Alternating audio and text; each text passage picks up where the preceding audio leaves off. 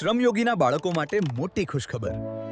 હવે લેપટોપ ખરીદવા માટે સરકાર આપે છે ₹25,000 સુધીની સહાય. ગુજરાત શ્રમયોગી કલ્યાણ બોર્ડ દ્વારા શ્રમયોગીના બાળકોના શિક્ષણને પ્રોત્સાહન આપવા માટે આ યોજના શરૂ કરવા આવી છે. આ યોજનાનો લાભ મેળવવા માટે વિદ્યાર્થીએ ધોરણ 12માં 70% કે તેથી વધુ ગુણ મેળવેલા હોવા જોઈએ અને વિદ્યાર્થીએ પ્રોફેશનલ અથવા ડિઝાઇનિંગ કોર્સમાં પ્રવેશ લીધો હોવો જરૂરી છે. વિદ્યાર્થીના વાલી છેલ્લા 1 વર્ષથી કોઈ સંસ્થા અથવા કારખાનામાં કામ કરતા અને લેબર વેલફેર ફંડમાં યોગદાન આપતા હોવા જોઈએ. લેપટોપની કિંમતના 50% અથવા મહત્તમ ₹25,000 સુધી સહાય મળશે.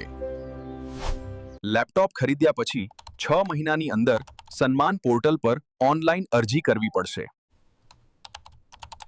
આધાર કાર્ડ, માર્કશીટ, પ્રવેશ પ્રમાણપત્ર, ફીની રસીદ, બેંક પાસબુક અને લેબર વેલફેર ફંડની રસીદ જરૂરી રહેશે.